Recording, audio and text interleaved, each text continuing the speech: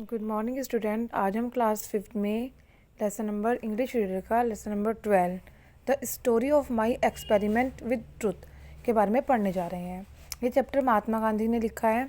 उन्होंने बताया है कि अपने लाइफ की 2 स्टोरीज़ बताई हैं इसके अंदर, जिसमें उन्होंने सच्चाई का सामना किया है। यानी कि कौन सी 2 सच्चाई हैं जो उन्हें एक्सपेरिमेंट मिलता है अपनी लाइफ का, यानी कि सच्चाई का। जब मैं 7 साल का था, यानी कि महात्मा गांधी कह रहे हैं जब वो 7 साल के थे, जब मेरे पिता राजकोट राजस्थानी अदालत के सदस्य बनने के लिए रवाना हो गए थे। मुझे एक प्राथमिक विद्यालय में रखा गया था, यानी कि उसको पढ़ने के लिए, महात्मा गांधी को। और मैं उन दिनों को अच्छी तरह से याद करता हूँ, जिसमें मुझे पहचानने वाले जो लोग थे, नाम थे उनके, और जो अन्य विवरण थे, जैसे कि पोरबंदर में। इसलिए जहाँ मेरी पढ़ाई के बारे में शायद ही कुछ हो, मैं केवल एक औसत दर्जे का छात्र हो सकता था, यानी कि वो इतनी इंटेलिजेंट नहीं थे। मुझे याद नहीं है कि मैंने कभी झूठ कहा हो या कोई ऐसी बात की हो, या कोई छोटी अवधि के दौरान शिक्षकों ने मेरे स्कूल के साथियों में या मुझे बहुत ही कुछ कहा हो। मैं बहुत शर्मीला टाइप का लड़का था, वो बहुत शर्मीले थे। और जो सभी कंपनी होती है, जैसे कि कंपनी से बचते हैं, जब हम एक दूसरे को फ्रेंड बनाते हैं, वो इस तरीके से बचते थे। उनकी जो किताबें होती थी, मेरी किताबें, और मेरे पास जो मेरे सामान होता था, एकमात्र साथी था उसका सिर्फ महात्मा गांधी के। 1 घंटे के झटके में स्कूल जाना, मतलब उनका काम क्या था, सिर्फ स्कूल जाना, घर वापस आना। स्कूल बंद हुआ, मेरी जो रोज़ की आदत थी, शिक्षक ने अपने बुद्ध के बिंदु से मुझे संकेत देने की कोशिश की, लेकिन मुझे संकेत समझ नहीं आया। यह देखने के लिए कि वह चाहता क्या है, उसके लिए वो क्या कर सकता है, मैंने अपने एक पड़ोसी की स्लेट से वर्तनी की नकल करी, क्योंकि मैंने सोचा था कि शिक्षक नकल के खिलाफ हमारी देख रेख करने के लिए वहाँ पे खड़े हुए हैं। इसका नतीजा यह हुआ कि मेरे अलावा सभी लड़कों ने पाया कि उन्होंने हर वार्ड को सही तरीके से जांच रखा है, यानी कि हर तरीके से जिया है। उसके बाद क्या हुआ, लेकिन ये उसकी मूर्खता थी, केवल मैं मूर्ख था। शिक्षकों के बाद मैंने इस मूर्खता को अपने घर पे लाने की कोशिश की, लेकिन बिना प्रभाव के मैं किसी नकल करने की कला नहीं सीख पाया। यानी कि वो जैसे दूसरे बच्चे होते हैं चीटिंग कर लेते हैं, उन्होंने घर आके भी ऐसे चीटिंग करने की कोशिश की, लेकिन वो नहीं सीख पाए।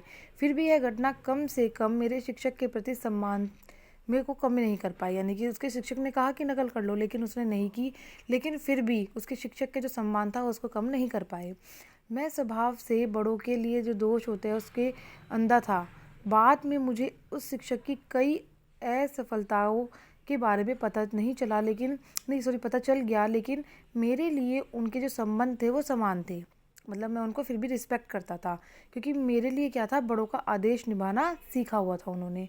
जितनी भी उसने धोखा देना सीखा या पसंद नहीं था उनको, उसके बाद मैंने सबक सीखा, लेकिन अक्सर अपने दिमाग में उनके बिना इस प्रकार जब वो ठीक से नहीं किया जा सकता था, तो वो निश्चित रूप से किसी भी अतिरिक्त को पढ़ने में सवाल नहीं उठाते थे।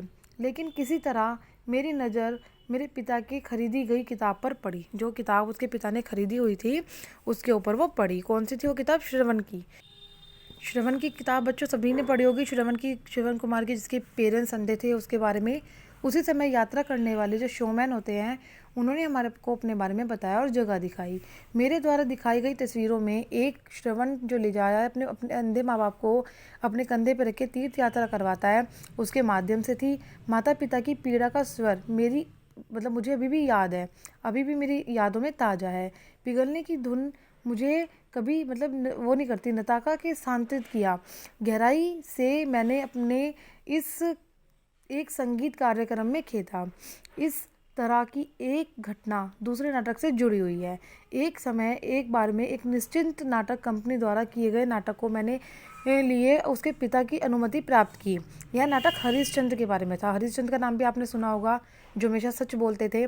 जो हरिश्चंद्र था उसने मेरे दिल पर कब्जा कर लिया, यानी कि सच्चाई के मार्ग पर वो हमेशा चलते रहे। मैंने इसे देखकर कभी नहीं बोला, न कभी नहीं थका, लेकिन मुझे कितनी बार जाने की अनुमति नहीं दी जानी, उन्हें कहीं जाना होता था तो उसकी अनुमति उनको नहीं मिलती थी। लेकिन क्या हुआ, इस सवाल ने मुझे हमेशा परेशान किया कि मेरा सामान्य ज्ञान जो है मुझे बताता है कि हरिश्चंद्र एक ऐतिहासिक चरित्र के व्यक्ति थे। अभी भी हरिश्चंद्र और श्रवण दोनों मेरे लिए वास्तविक जीवन में रहे हैं, और मुझे यकीन है कि मुझे पहले की तरह ही चले जाना चाहिए। यानी कि जैसे कि मैं आज फिर से उन नाटकों को पढ़ता हूँ तो मुझे वो सब बातें याद आती हैं। उन नाटकों को पढ़ने के बाद थैंक यू।